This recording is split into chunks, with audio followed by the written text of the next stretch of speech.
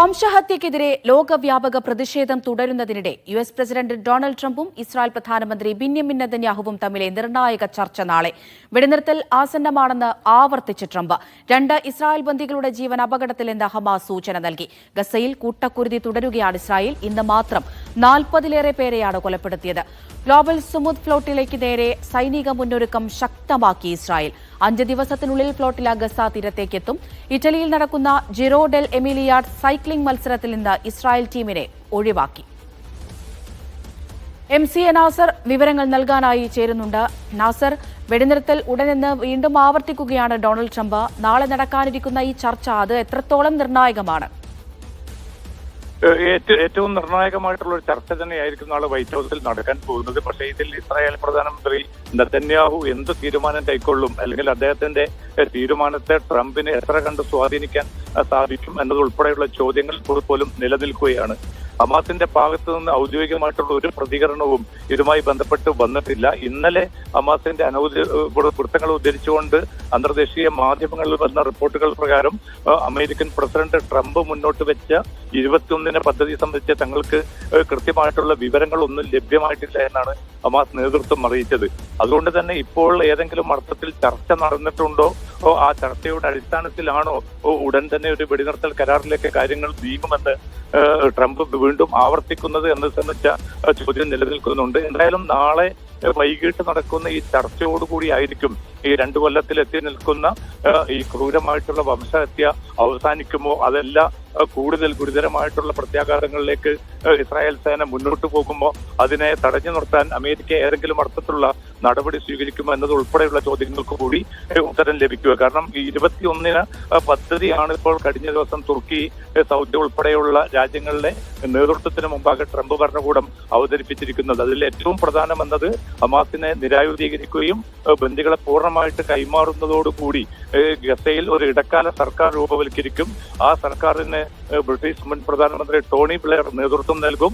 അതോടൊപ്പം തന്നെ പലസ്തീൻ ടെക്നോക്രാറ്റുകൾ ഉൾപ്പെടെയുള്ളവരെ ഈ ഭരണ സംവിധാനത്തിലേക്ക് കൊണ്ടുവരും. അങ്ങനെ പൂർണ്ണമായിട്ടും തകർക്കപ്പെട്ട ഗസയെ പുനർനിർമ്മിക്കുന്നത് ഉൾപ്പെടെയുള്ള പദ്ധതികളാണ് അതിന്റെ ഭാഗമായിട്ട് വരുന്നത്.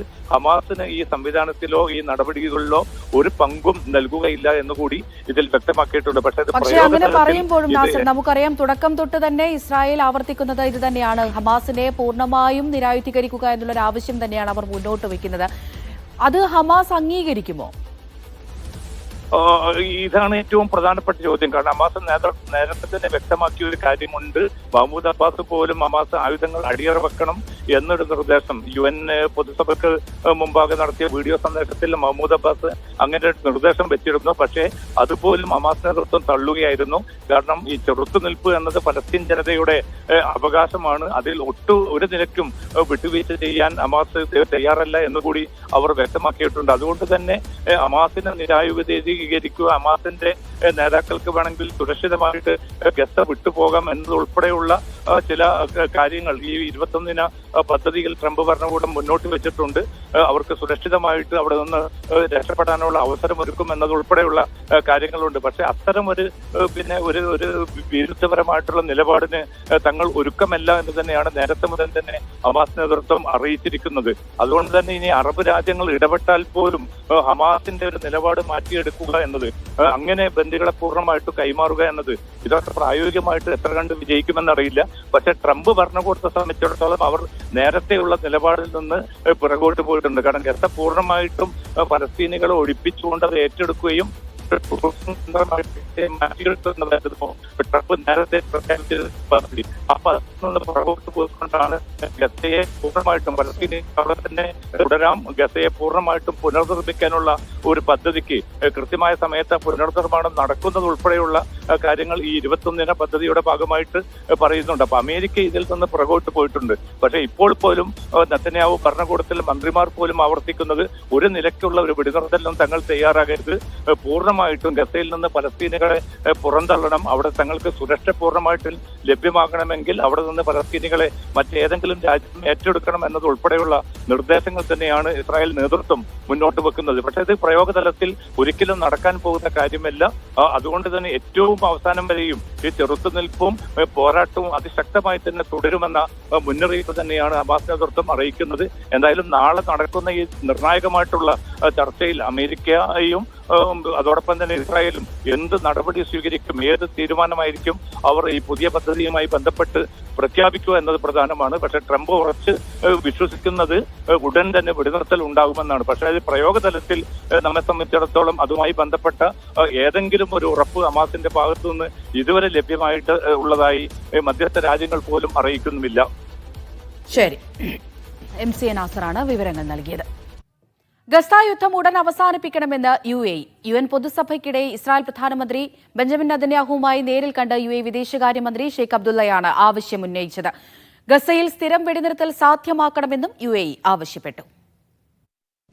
UN പൊതുസഭയ്ക്കിടെ ന്യൂയോർക്കിലാണ് UAE വിദേശകാര്യമന്ത്രി ഷെയ്ഖ് അബ്ദുള്ള ബിൻ സായിദും ഇസ്രായേൽ പ്രധാനമന്ത്രി ബെന്യാമിൻ നെതന്യാഹുവും കൂടിക്കാഴ്ച നടത്തിയത്. ഇസ്രായേലിന്റെ ഖത്തർ ആക്രമണത്തിന് ശേഷം ഉന്നത അറബ് നേതാവ് നെതന്യാഹുവുമായി നടത്തിയ ആദ്യ കൂടിക്കാഴ്ചയെന്നാണ് അന്താരാഷ്ട്ര വാർത്താ ഏജൻസികൾ ഇതിനെ വിശേഷിപ്പിച്ചത്. ഫലസ്തീൻ ഇസ്രായേൽ ജനതയ്ക്ക് സ്വീകാര്യമായ വിധം ദ്വിരാഷ്ട്ര പരിഹാര ഫോർമുല നടപ്പാക്കാൻ തയ്യാറാകണമെന്ന് UAE ആവശ്യപ്പെട്ടു. ബന്ദികളെ മോചിപ്പിക്കാൻ അന്താരാഷ്ട്ര തലത്തിൽ നടക്കുന്ന ശ്രമങ്ങളെ UAE പിന്തുണയ്ക്കും. എല്ലാത്തരം തീവ്രവാദ പ്രവർത്തനങ്ങൾക്കുമെതിരെ UAE ശക്തമായ നടപടി സ്വീകരിക്കുമെന്ന് ഷെയ്ഖ് അബ്ദുള്ള പറഞ്ഞു. ഇന്ത്യൻ വിദേശകാര്യമന്ത്രി ഡോക്ടർ S ജയശങ്കർ ഉൾപ്പെടെ വിവിധ രാജ്യങ്ങളിലെ വിദേശകാര്യമന്ത്രിമാരുമായും ഷെയ്ഖ് അബ്ദുള്ള ന്യൂയോർക്കിൽ സംസാരിച്ചു. Media 1 Dubai. മക്ക മദീന ഹറമുകളിൽ എത്തുന്ന വിശ്വാസികളുടെ എണ്ണത്തിൽ വർധന. 5 കോടിയിലേറെ തീർത്ഥാടകരാണ് കഴിഞ്ഞ മാസം ഇരു ഹറമുകളിലുമായി എത്തിയത്. റബിയുൽ അവലിലാണ് തീർത്ഥാടക പ്രവാഹം. മക്കയിലെ മസ്ജിദുൽ ഹറാമിലും മദീന പ്രവാചക പള്ളിയിലും എത്തിയ വിശ്വാസികളുടെ എണ്ണത്തിലാണ് വലിയ വർധനവ്. കഴിഞ്ഞ മാസം മാത്രം എത്തിയത് 5,30,00,000-ലേറെ വിശ്വാസികളാണ്. റബിയുൽ അവൽ മാസത്തിലാണ് റെക്കോർഡ് വർധന. മസ്ജിദ് നബവിയിൽ മാത്രം 2 കോടിയിലേറെ വിശ്വാസികളെത്തി. റൗള ഷെരീഫ് സന്ദർശിച്ചത് 10 ലക്ഷം പേരാണ്. ഇതേസമയം ഉംറയ്ക്കെത്തുന്ന തീർത്ഥാടകരിലും വർധനവുണ്ടായി. സീസൺ തുടങ്ങിയത് മുതൽ 1.2 കോടി തീർത്ഥാടകർ ഉംറ നിർവഹിച്ചു. മക്കയിലെ മസ്ജിദുൽ ഹറാമിൽ 1.7 കോടി പേരും ഈ മാസത്തിൽ പ്രാർത്ഥനയ്ക്കെത്തിയതായും ഇരുഹറം കാര്യവിഭാഗം അറിയിച്ചു. ഇരുഹറമുകളിലെയും പ്രധാന പ്രവേശന കവാടങ്ങളിലുള്ള സെൻസർ സംവിധാനത്തിലൂടെയാണ് കണക്കുകൾ രേഖപ്പെടുത്തുന്നത്. തിരക്ക് നിയന്ത്രിക്കുന്നതിനും സന്ദർശകരുടെ സേവനങ്ങൾ നിരീക്ഷിക്കുന്നതിനും സെൻസറുകൾ സഹായിക്കും.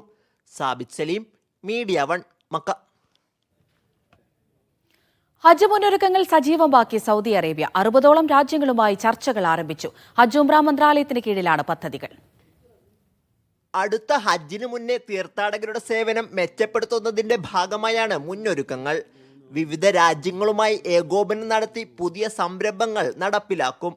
60 രാജ്യങ്ങളിലെ ഹജ്ജുകാരി ഓഫീസുകളുമായി മന്ത്രാലയം ആദ്യഘട്ട ചർച്ചകൾ പൂർത്തിയാക്കി. ഇതിന്റെ ഭാഗമായി റബിയുൽ അവൽ മാസത്തിൽ മാത്രം 50-ലധികം കൂടിക്കാഴ്ചകൾ നടത്തി. ഗതാഗത സൗകര്യം മെച്ചപ്പെടുത്തുന്ന സൗദി ബസ് പദ്ധതി ഉൾപ്പെടെ വിവിധ സംരംഭങ്ങളുടെ ആദ്യഘട്ടം ആരംഭിച്ചു.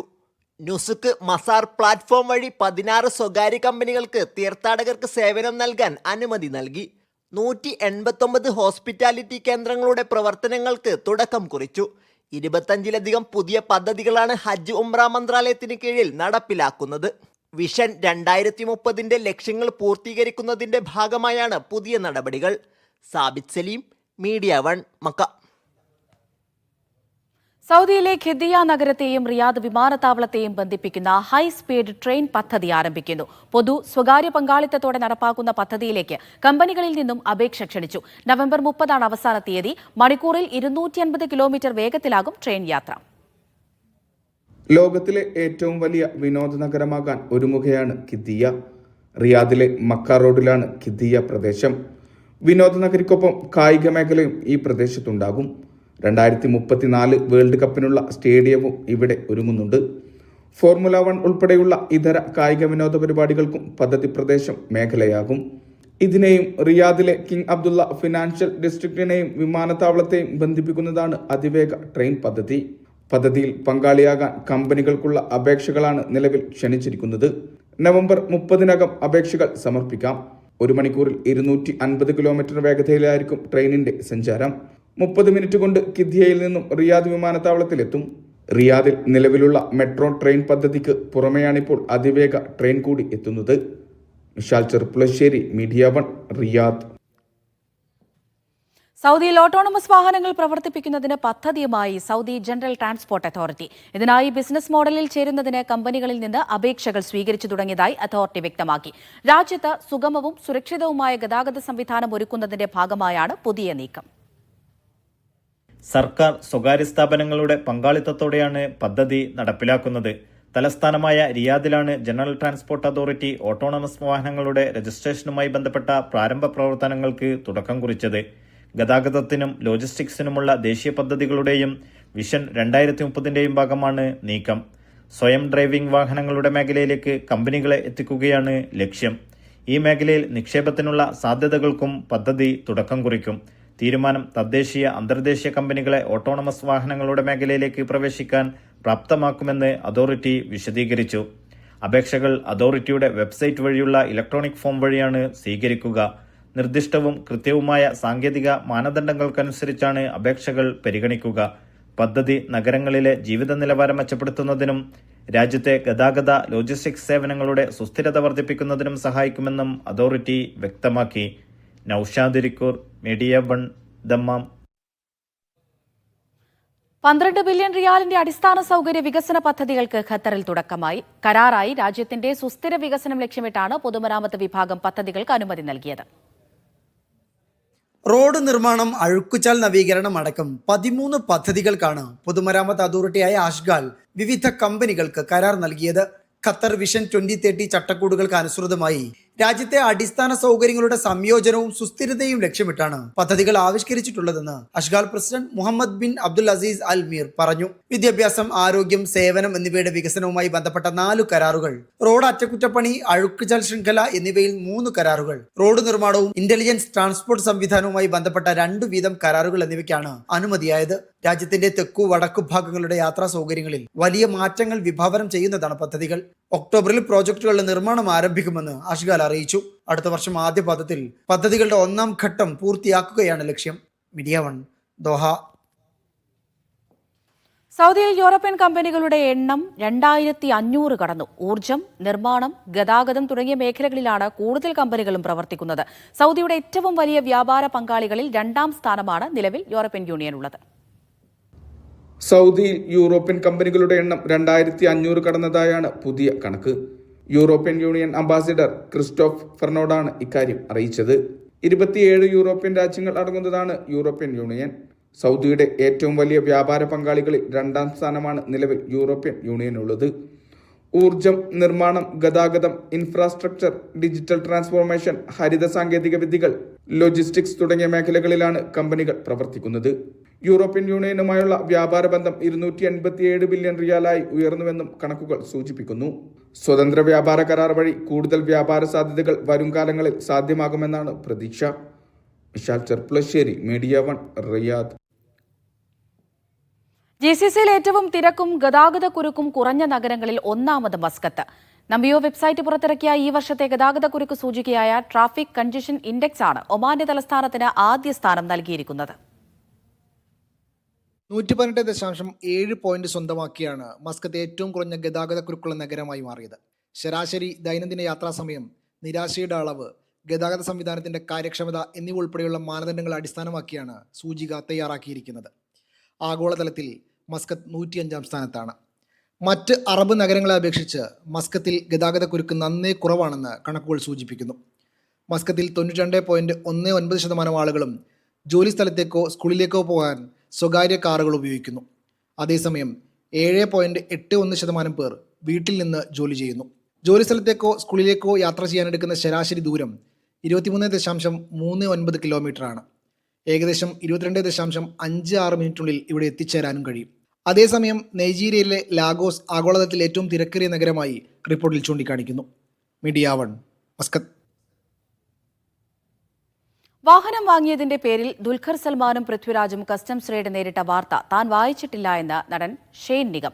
മൾട്ടി സിനിമയുടെ ഭാഗമായി ദുബൈയിൽ നടത്തിയ വാർത്താ സമ്മേളനത്തിൽ ഇത് സംബന്ധിച്ച ചോദ്യങ്ങളിൽ നിന്ന് അദ്ദേഹം ഒഴിഞ്ഞുമാറി. എന്താണ് ഷൈൻ്റെ ഒരു അനുഭവം? സിനിമയുടെ പേര് ബൾട്ടി, ഫ്ലിപ്പടിക്കാതെ. കബഡിയിൽ പിടികൊടുക്കാതെ ചാടിയൊഴിയുന്ന അടവിന്റെ പേരാണ് ബൾട്ടി. ഷെയ്ൻ നിഗത്തിന്റെ പുതിയ സിനിമയുടെ പേരും ഇതാണ്. കസ്റ്റംസ് റെയ്ഡ് സംബന്ധിച്ച ചോദ്യത്തിൽ നിന്നും ഷെയ്ൻ ബൾട്ടി അടിച്ചതാണെന്നാണ് നിർമ്മാതാവ് ബിനു ജോർജ് അലക്സാണ്ടർ പറഞ്ഞത്. സിനിമയുടെ പേര് ബൾട്ടി, ഫ്ലിപ്പടിക്കാതെ. കഷ്ടപ്പാടിന്റെ കണക്ക് കേൾക്കാൻ ആർക്കും ഇഷ്ടമില്ലെങ്കിലും തന്റെ കഠിനാധ്വാനത്തിന്റെ ഫലമാണ് ബൾട്ടിക്ക് ലഭിച്ച സ്വീകാര്യതയെന്ന് ഷെയ്ൻ നിഗം പറഞ്ഞു. സിനിമയിലെ പ്രകടനത്തെ അഭിനന്ദിക്കുന്ന പ്രേക്ഷകർ തന്റെ പിതാവിനെ കൂടി ഓർക്കുന്നതിൽ സന്തോഷമുണ്ടെന്നും ഷെയ്ൻ നിഗം പ്രതികരിച്ചു.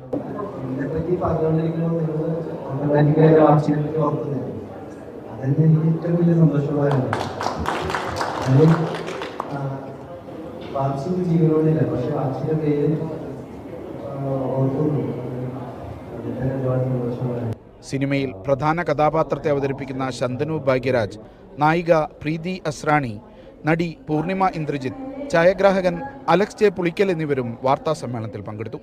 Media 1, Dubai. ജലം, പരിസ്ഥിതി, കാർഷിക മേഖലകളിലായി 100-ലേറെ പുതിയ പദ്ധതികളുമായി സൗദി കിഴക്കൻ പ്രവിശ്യ ഗവർണറേറ്റ് 2800 കോടി റിയാലിന്റെ പദ്ധതികളാണ് പ്രഖ്യാപിച്ചത്. ജലലഭ്യതയിലും കാർഷിക വൃത്തിയിലും സ്വയം പര്യാപ്തതയും സുസ്ഥിരതയും വർദ്ധിപ്പിക്കുന്നതിനും പൌരന്മാർക്ക് നൽകുന്ന സേവനങ്ങളുടെ കാര്യക്ഷമത മെച്ചപ്പെടുത്തുന്നതിനും ലക്ഷ്യമിട്ടാണ് പുതിയ പദ്ധതികൾ. സൗദി കിഴക്കൻ പ്രവിശ്യ ഗവർണറേറ്റിന്റേതാണ് പുതിയ പദ്ധതികൾ. 2880 കോടി റിയാൽ മുതൽ മുടക്കിൽ 122 പദ്ധതികൾക്ക് തുടക്കം കുറിച്ചതായി ഗവർണറേറ്റ് വെളിപ്പെടുത്തി. ജലം, പരിസ്ഥിതി, കാർഷിക മേഖലകളിലായാണ് പദ്ധതികൾ നടപ്പിലാക്കുന്നത്. 800 കോടി റിയാൽ ചെലവിൽ നിർമ്മാണത്തിലിരിക്കുന്ന 59 പദ്ധതികളും 2080 കോടി റിയാൽ ചെലവിൽ 63 പുതിയ പദ്ധതികളും ഉൾപ്പെടുത്തിയാണ് പ്രഖ്യാപനം. ജല സംഭരണ വിതരണ സ്റ്റേഷനുകളുടെ നിർമ്മാണം, പരിസ്ഥിതി സേവനങ്ങളുടെ വികസനം, മേഖലയിലെ ദ്രുതഗതിയിലുള്ള ജനസംഖ്യാനുപാതത്തിനും സാമ്പത്തിക വളർച്ചയ്ക്കും അനുസൃതമായി അടിസ്ഥാന സൗകര്യങ്ങളെ മെച്ചപ്പെടുത്തൽ എന്നിവ അടങ്ങുന്നതാണ് പദ്ധതികൾ. പ്രതിദിനം 1 ദശലക്ഷം ക്യൂബിക് മീറ്റർ വരെ ഉൽപാദനശേഷിയുള്ള ലോകത്തിലെ ഏറ്റവും വലിയ റിവേഴ്സ് ഓസ്മോസിസ് ഡീസലൈനൈസേഷൻ പ്ലാന്റായ ജുബൈൽ ഇൻഡസ്ട്രിയൽ സിറ്റിയിലെ മില്യൺ പ്രൊജക്ട് ഇതിൽ ഉൾപ്പെടും. തന്ത്രപരമായ സംഭരണ പദ്ധതികൾ, വിതരണ ശൃംഖലകൾ, 700 കിലോമീറ്ററിൽ കൂടുതലുള്ള ട്രാൻസ്മിഷൻ ലൈനുകൾ എന്നിവയുടെ വിപുലീകരണവും പ്രഖ്യാപനത്തിന്റെ ഭാഗമാണ്. Naushad റിക്കൂർ, media 1, Dammam. രാജ്യത്ത് നാളെയും മറ്റന്നാളും ശക്തമായ വടക്കു പടിഞ്ഞാറൻ കാറ്റിന് സാധ്യതയെന്ന് ഖത്തർ കാലാവസ്ഥാ നിരീക്ഷണ വകുപ്പ്. പൊടി ഉയരുന്നത് മൂലം ദൂരക്കാഴ്ച കുറയുമെന്നും വാഹനമോടിക്കുന്നവർ ജാഗ്രത പാലിക്കണമെന്നും അധികൃതർ ആവശ്യപ്പെട്ടു. കടൽ തീരത്തും ജാഗ്രതാ നിർദ്ദേശം നൽകിയിട്ടുണ്ട്. സൗദിയിൽ മീഡിയ 1 സംഘടിപ്പിക്കുന്ന സൂപ്പർ കപ്പ് ഫുട്ബോൾ ടൂർണമെന്റ് ആദ്യമായി ജിദ്ദയിലെത്തുന്നു. ഒക്ടോബർ 23-നാണ് മത്സരങ്ങൾക്ക് തുടക്കം. ജിദ്ദയിലെ ഒളിമ്പിക് വില്ലേജ് സ്റ്റേഡിയമാണ് വേദി. ടൂർണമെന്റിന്റെ പ്രഖ്യാപനം മീഡിയ 1 CEO ജിദ്ദയിൽ നടത്തി. എത്തിയ 6 ഇടങ്ങളിലും ജനകീയമായ മീഡിയ 1 സൂപ്പർ കപ്പ് ആദ്യമായാണ് ജിദ്ദയിലേക്ക് എത്തുന്നത്. പ്രവാസി ഫുട്ബോൾ പ്രേമികളുടെയും താരങ്ങളുടെയും ഈറ്റില്ലമാണ് ജിദ്ദ. ഇത് കണക്കിലെടുത്ത് മികച്ച സ്റ്റേഡിയങ്ങളിൽ ഒന്നായ ഒളിമ്പിക് വില്ലേജാണ് മത്സരത്തിന് ഒരുക്കുക. ഒക്ടോബർ 23, 24 തീയതികളിൽ 8 ടീമുകൾ മാറ്റുരക്കും. നയൻസ് ഫോർമാറ്റിലാണ് മത്സരം. സൂപ്പർ കപ്പ് ജിദ്ദ എഡിഷന്റെ പ്രഖ്യാപനം മീഡിയ 1 CEO മുഷ്താഖ് അഹമ്മദ് നിർവഹിച്ചു.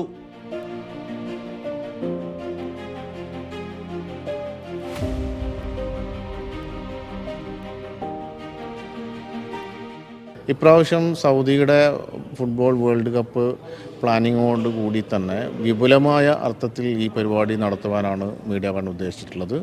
മീഡിയ 1 സൂപ്പർ കപ്പ് മത്സരം നടക്കുവാനിരിക്കുന്നത് ജിദ്ദയിലാണ്. വളരെ വിപുലമായ അർത്ഥത്തിൽ വൻ ജനപങ്കാളിത്തത്തോടു കൂടി നടത്തുവാനാണ് ഉദ്ദേശിക്കുന്നത്. അതിൻ്റെ ഒരു പ്രഖ്യാപനമാണ് ഇവിടെ നടന്നു കഴിഞ്ഞിട്ടുള്ളത്.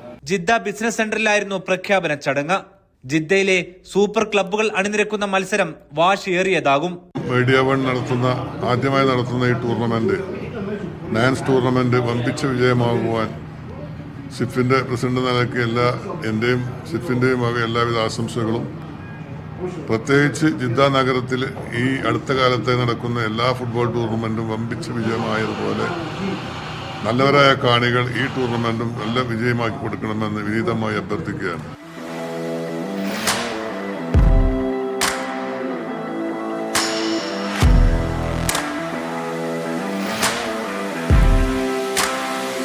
Riyadh, Dammam, Jubail, Yanbu, Abha, Al Hasa എന്നിവ കടന്നാണ് സൂപ്പർ കപ്പ് ജിദ്ദയിലേക്ക് എത്തുന്നത്. പ്രൊഫഷണൽ സ്റ്റൈലിൽ നടക്കാനിരിക്കുന്ന മത്സരം കാഴ്ചക്കാർക്ക് പുതിയ അനുഭവമാകും. മനോഹരമായ ഗ്രൗണ്ടിൽ വെച്ചാണ് ഈ കളികൾ ഡിസൈൻ ചെയ്തിട്ടുള്ളത്. ജിദ്ദയിലുള്ള പ്രമുഖ ടീമുകൾ ഈ ഒരു മാച്ചിന് വേണ്ടിയിട്ട് അണിനിരക്കുന്നുണ്ട്. സൗദി ഇന്ത്യൻ ഫുട്ബോൾ ഫോറത്തിൻ്റെ എല്ലാവിധ ആശംസകളും മീഡിയ വണ്ണിനും അതിൽ പങ്കെടുക്കുന്ന ടീമുകൾക്കും അറിയിക്കുകയാണ്. വിജയികൾക്ക് സൂപ്പർ കപ്പ് കിരീടവും ക്യാഷ് പ്രൈസുകളുമുണ്ട്. ടീമുകൾക്കുള്ള രജിസ്ട്രേഷൻ അടുത്തയാഴ്ച ആരംഭിക്കും. Media one GCC general manager Sowab Ali, media one coordination committee province coordinator Basheer Chulliyan, Saudi manager Ahammed Rashid, Saudi marketing വിഭാഗം മേധാവി ഹസുൽ ബന്ന എന്നിവർ സംബന്ധിച്ചു. Media one, Jeddah. ഫുട്ബോളിന്റെ ആരവങ്ങളിലേക്ക് വീണ്ടും ഖത്തർ. ഈ വർഷം രാജ്യം ആതിഥേയത്വം വഹിക്കുന്ന കൗമാര ലോകകപ്പിന്റെയും അറബ് കപ്പിന്റെയും സ്പോൺസർമാരെ പ്രഖ്യാപിച്ചു. ഖത്തർ കായിക വകുപ്പ് മന്ത്രി ചടങ്ങിൽ പങ്കെടുത്തു. ഖത്തർ എയർവേസ്, വിസിറ്റ് ഖത്തർ അടക്കം 7 പ്രധാനപ്പെട്ട സ്പോൺസർമാരെയാണ് സംഘാടക സമിതി പ്രഖ്യാപിച്ചത്. കായിക യുവജന വകുപ്പ് മന്ത്രിയും സംഘാടക സമിതി ചെയർമാനുമായ ഷെയ്ഖ് ഹമദ് ബിൻ ഖലീഫ അൽഥാനിയുടെ സാന്നിധ്യത്തിലായിരുന്നു പ്രഖ്യാപനം. ദോഹയിലെ 974 സ്റ്റേഡിയത്തിലായിരുന്നു ചടങ്ങുകൾ. പിന്തുണ നൽകിയ എല്ലാവർക്കും നന്ദി അറിയിക്കുന്നതായും ചാമ്പ്യൻഷിപ്പുകളുടെ ആഗോള വശ്യതയെ പ്രതിഫലിപ്പിക്കുന്നതാണ് പ്രമുഖ ബ്രാൻഡുകളുടെ സാന്നിധ്യമെന്നും ഷെയ്ഖ് ഹമദ് പറഞ്ഞു. Alwaha for cars, media city Qatar, Vodafone Qatar, GWC, Aspetar എന്നിവയാണ് കായിക മാമാങ്കങ്ങളുമായി സഹകരിക്കുന്ന മറ്റു പ്രമുഖ ബ്രാൻഡുകൾ. ഡിസംബർ 1 മുതൽ 18 വരെയാണ് ഫിഫ അറബ് കപ്പ്. 6 ലോകകപ്പ് വേദികളിലാണ് ചാമ്പ്യൻഷിപ്പ് അരങ്ങേറുക. നവംബർ 3 മുതൽ 27 വരെയാണ് ഫിഫ അണ്ടർ 17 ലോകകപ്പ് നടക്കുന്നത്. 48 ടീമുകൾ അണിനിരക്കും. ആസ്പെയർ സോണിലാണ് മത്സരങ്ങൾ. ഖലീഫ ഇന്റർനാഷണൽ സ്റ്റേഡിയം ഫൈനലിന് വേദിയാകും. Media one, Doha. 15ാം വാർഷികാഘോഷങ്ങൾ പ്രഖ്യാപിച്ച് ഖത്തറിലെ പ്രമുഖ റീറ്റെയിൽ ശൃംഖലയായ റീജൻസി ഗ്രൂപ്പ്. ആഘോഷങ്ങളുടെ ഭാഗമായി രാജ്യത്തെ എല്ലാ ഔട്ട്ലെറ്റുകളിലും ഓഫറുകളും പ്രഖ്യാപിച്ചു. മെഗാ നറുക്കെടുപ്പും പ്രഖ്യാപിച്ചിട്ടുണ്ട്. 50 ഖത്തർ റിയാലോ അതിൽ കൂടുതലോ ഉള്ള എല്ലാ പർച്ചേസിനും നറുക്കെടുപ്പ് കൂപ്പൺ ലഭിക്കുമെന്ന് സംരംഭകർ അറിയിച്ചു. അൽവക്ര ബ്രാഞ്ചിലെ ഔട്ട്ലെറ്റിൽ ആദ്യഘട്ട നറുക്കെടുപ്പ് നടന്നു. 50 ഇഞ്ചിന്റെ 15 സ്മാർട്ട് ടെലിവിഷനുകൾ സമ്മാനമായി നൽകി. 2 കാറുകൾ, വാഷിംഗ് മെഷീനുകൾ, റെഫ്രിജറേറ്ററുകൾ തുടങ്ങിയ സമ്മാനങ്ങൾ അടുത്ത നറുക്കെടുപ്പുകളിൽ നൽകുമെന്ന് സംരംഭകർ വ്യക്തമാക്കി. ഇന്ന് ഇവിടെ ഞങ്ങളൊരു 15 വർഷം പൂർത്തിയാക്കിയിരിക്കുന്നു. ഒരു ഹൈപ്പർ മാർക്കറ്റിൽ നിലയ്ക്ക് തുടങ്ങി ഇന്ന് ഞങ്ങൾക്ക് 9ഓളം ബ്രാഞ്ചുകൾ ഇവിടെയുണ്ട്. മാത്രമല്ല ഞങ്ങൾ മറ്റു ചില ബിസിനസ്, അതായത് fitness and game centre, restaurant സൗദിയിൽ ഒക്കെ തുടങ്ങുന്നുണ്ട്. ഇപ്പം 15ാം വാർഷികത്തോടനുബന്ധിച്ച് ഞങ്ങൾ കസ്റ്റമേഴ്സിന്, ഞങ്ങളുടെ ലോയൽ കസ്റ്റമേഴ്സിന് പ്രധാനപ്പെട്ട കുറേ ഗിഫ്റ്റുകൾ, പ്രൊമോഷൻസ്, നല്ല ഗിഫ്റ്റുകളും പ്രൊമോഷൻസും ഉണ്ട്. ബിസിനസ്സിനോടൊപ്പം തന്നെ നമ്മൾക്ക് കസ്റ്റമേഴ്സിനോടും നമ്മുടെ സ്റ്റാഫിനോടും ഇപ്പം തന്നെ നമുക്ക് ഒരു മോർ ദാൻ 600 സ്റ്റാഫുണ്ട്. ആ 600 സ്റ്റാഫ് എന്ന് പറയുന്നത് ദേ ആർ നോട്ട് ഇൻഡിവിജ്വൽസ്. അവരുടെ അത്രയും ഫാമിലിയെ കൂടെ നമ്മൾ കൂട്ടിച്ചേർത്ത് കൊണ്ടുപോകുന്ന ആ ഒരു സാറ്റിസ്ഫാക്ഷൻ ഇത്.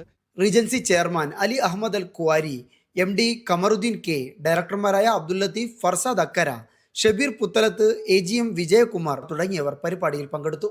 Media one, Doha. സൗദിയിൽ ഓട്ടോണമസ് വാഹനങ്ങൾ പ്രവർത്തിപ്പിക്കുന്നതിന് പദ്ധതിയുമായി സൗദി ജനറൽ ട്രാൻസ്പോർട്ട് അതോറിറ്റി.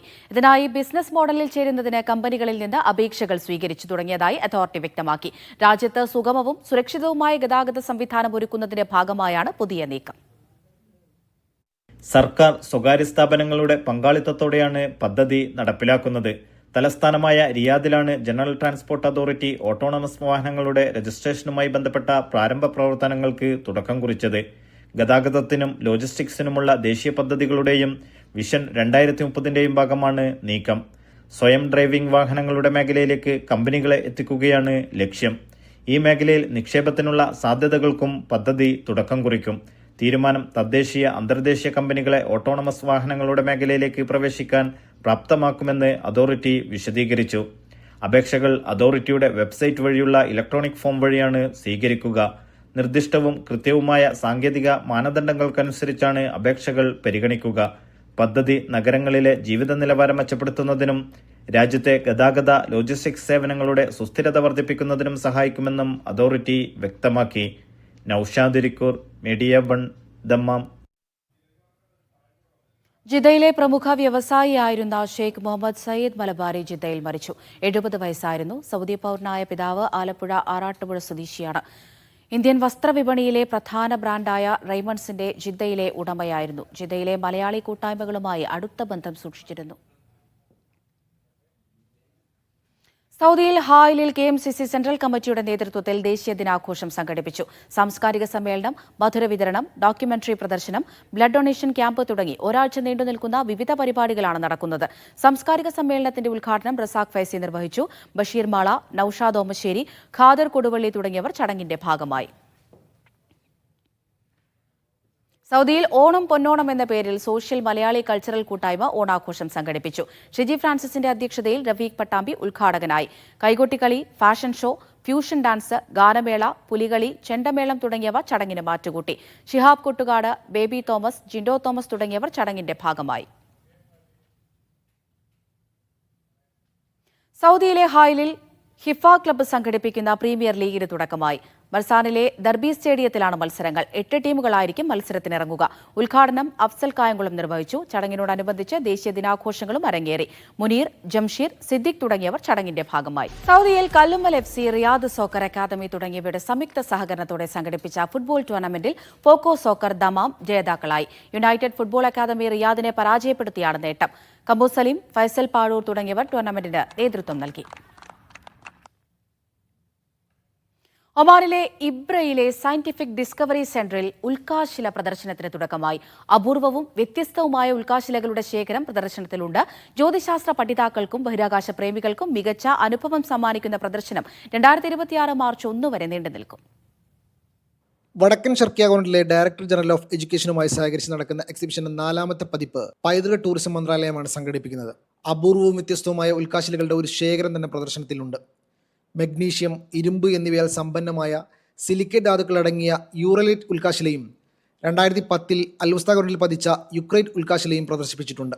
സുൽത്താനിലെ രേഖപ്പെടുത്തിയിട്ടുള്ള ഏറ്റവും വലിയ ഉൽക്കാശില വീഴ്ചയുടെ ഭാഗമായ ജിദ്ദത്തുൽ ഹാരിസിനെ സ്പർശിക്കാനുള്ള അവസരവും സന്ദർശകർക്ക് ലഭിക്കും. അസാധാരണ ഉൽക്കാശില സാമ്പിളുകളെക്കുറിച്ച് അറിയാനുള്ള അവസരം സന്ദർശകർക്ക് ഉണ്ടാകും. അടുത്ത വർഷം മാർച്ച് 1 വരെ നീണ്ടുനിൽക്കുന്നതാണ് പ്രദർശനം. ഗവേഷകർക്കും വിദ്യാർത്ഥികൾക്കും താല്പര്യമുള്ള വ്യക്തികൾക്കും ഉൽക്കാശിലയുടെ ലോകം പര്യവേഷണം ചെയ്യാനും അവരുടെ ശാസ്ത്രത്തിലേക്ക് ആഴ്ന്നിറങ്ങാനും പ്രദർശനം സഹായിക്കും. Media 1, Muscat. മുംബൈയിൽ നടന്ന ICC ഗ്ലോബൽ ബിസിനസ് സമ്മിറ്റിൽ IBPC കുവൈത്ത് പങ്കെടുത്തു. 100ാം വാർഷികത്തോടനുബന്ധിച്ച സമ്മേളനത്തിൽ ICC പ്രസിഡന്റ് അഭ്യുദയ ജിൻഡാലും IBPC Kuwait chairman Kaiser T ഷാക്കിറും ധാരണാപത്രത്തിൽ ഒപ്പുവച്ചു. 20ലധികം അംഗങ്ങളടങ്ങിയ IBPC പ്രതിനിധി സംഘം അന്താരാഷ്ട്ര ബിസിനസ് നേതാക്കളുമായി കൂടിക്കാഴ്ച നടത്തി. ഇന്ത്യ കുവൈത്ത് സാമ്പത്തിക ബന്ധങ്ങളെ ശക്തിപ്പെടുത്തുന്ന പാലമാണ് ധാരണാപത്രമെന്ന് കൈസർ ടി ഷാക്കിർ വ്യക്തമാക്കി. ഓസ്ട്രേലിയയിലെ പ്രമുഖ നിയമസ്ഥാപനമായ FCL ലോയേഴ്സ് ദുബൈയിലേക്ക് പ്രവർത്തനം വ്യാപിപ്പിക്കുന്നു. ജനുവരിയിൽ ദുബൈയിൽ പുതിയ ഓഫീസ് തുറക്കുമെന്ന് സംരംഭകർ വാർത്താസമ്മേളനത്തിൽ അറിയിച്ചു. മിഡിൽ ഈസ്റ്റ് രാജ്യങ്ങളും ഓസ്ട്രേലിയയും തമ്മിലെ വാണിജ്യ ഇടപാടുകളും ഓസ്ട്രേലിയയിലേക്കുള്ള മൈഗ്രേഷനും വർദ്ധിച്ച സാഹചര്യത്തിലാണ് ദുബൈയിൽ ഓഫീസ് ആരംഭിക്കുന്നതെന്ന് FCL ലോയേഴ്സ് ഡയറക്ടറും പ്രിൻസിപ്പൽ ലോയറുമായ താര സുജിത് കുമാർ പറഞ്ഞു.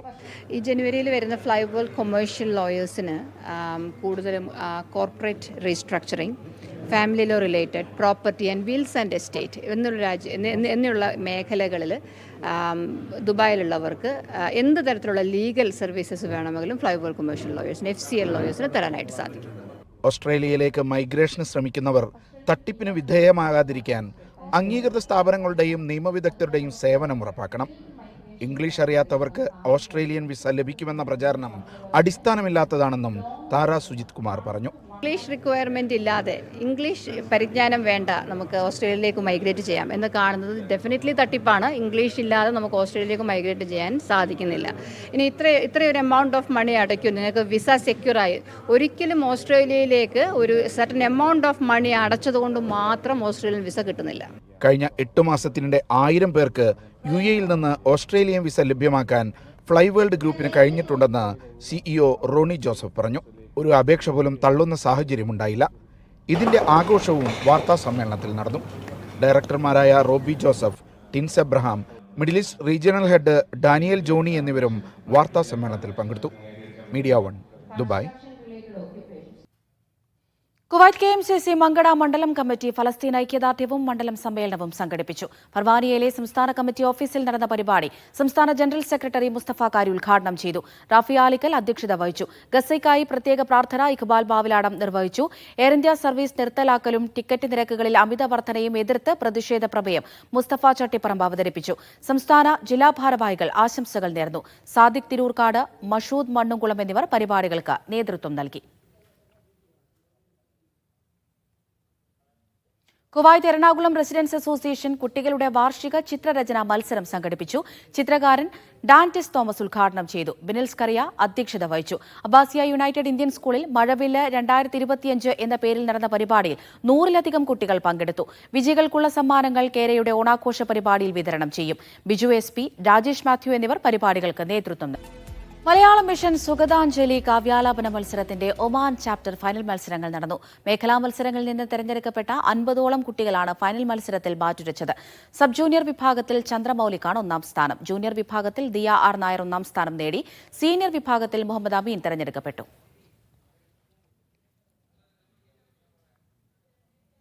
Muscat KMCC Mutrah area committee football ടൂർണമെന്റിന്റെയും കൾച്ചറൽ പ്രോഗ്രാമിന്റെയും പോസ്റ്റർ പ്രകാശനം മുസ്ലിം ലീഗ് സംസ്ഥാന general secretary PM A Salam നിർവഹിച്ചു. ഫൈസൽ മാസ്റ്റർ, റിയാസ് കൊടുവള്ളി, നസൂർ ചപ്പാരപ്പടവ് തുടങ്ങിയവർ പങ്കെടുത്തു. ഒക്ടോബർ 17-ന് സിദാബ് ക്ലബ്ബ് ഗ്രൗണ്ടിൽ വെച്ച് നടക്കുന്ന ടൂർണമെന്റിൽ ഒമാനിലെ പ്രഗത്ഭ ടീമുകൾ മത്സരിക്കും. ഒമാനിൽ വാഹനാപകടത്തിൽപ്പെട്ട് ചികിത്സയിലായിരുന്ന കണ്ണൂർ സ്വദേശി അബ്ദുൽ അസീസ് മുല്ലാലി മരിച്ചു.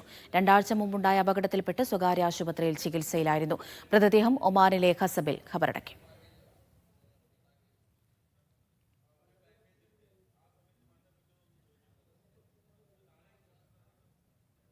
Alumni association of engineering colleges in Kerala ഒന്നിച്ചോണം 2025 സംഘടിപ്പിച്ചു.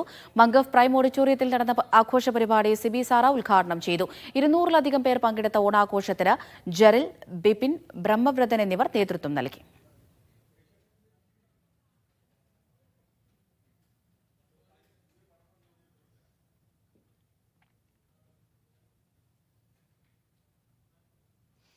ഫ്രണ്ട്സ് ഓഫ് KDDAയുടെ ആഭിമുഖ്യത്തിൽ മെഡിക്കൽ ക്യാമ്പ് സംഘടിപ്പിച്ചു. ബദർ മെഡിക്കൽ സെന്ററിൽ നടന്ന ക്യാമ്പ് ആരോഗ്യ പ്രവർത്തകൻ ഡോക്ടർ OK മുഹമ്മദ് അലി ഉദ്ഘാടനം ചെയ്തു.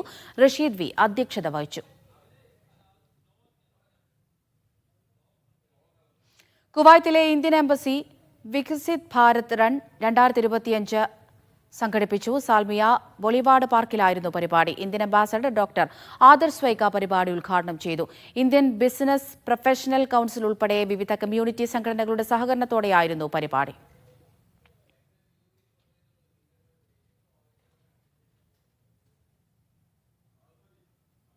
ഇന്ത്യൻ യുവജനകാര്യ കായിക മന്ത്രാലയത്തിന് കീഴിലുള്ള മൈ ഭാരതുമായി ചേർന്ന് ഖത്തറിലെ Indian embassy Viksit Bharat run സംഘടിപ്പിച്ചു. വിദ്യാർത്ഥികളും പ്രൊഫഷണലുകളും ഉൾപ്പെടെയുള്ള ഇന്ത്യൻ പ്രവാസികൾ റണ്ണിൽ പങ്കെടുത്തു. 500ഓളം പേർ ഓട്ടത്തിന്റെ ഭാഗമായി.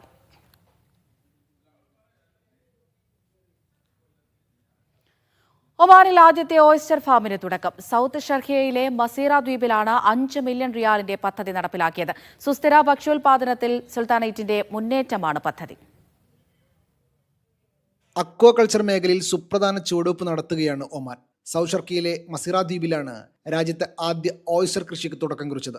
5 മില്യൺ റിയാലിന്റെ പദ്ധതിയാണ് നടപ്പിലാക്കുന്നത്.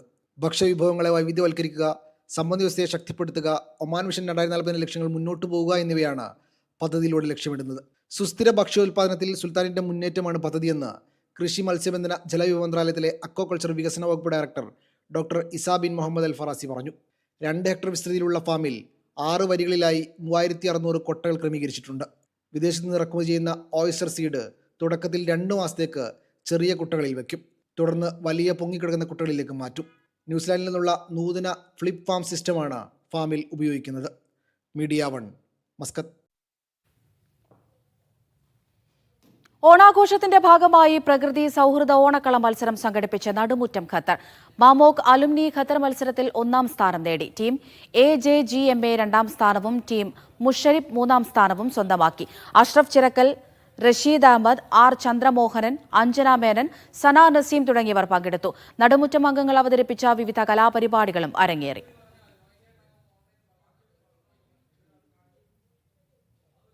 വിവിധ കലാപരിപാടികളോടെ ഓണം ആഘോഷിച്ച് ഇൻകാസ് ഖത്തർ. ദോഹയിലെ ICC അശോക ഹാളിലായിരുന്നു പരിപാടി.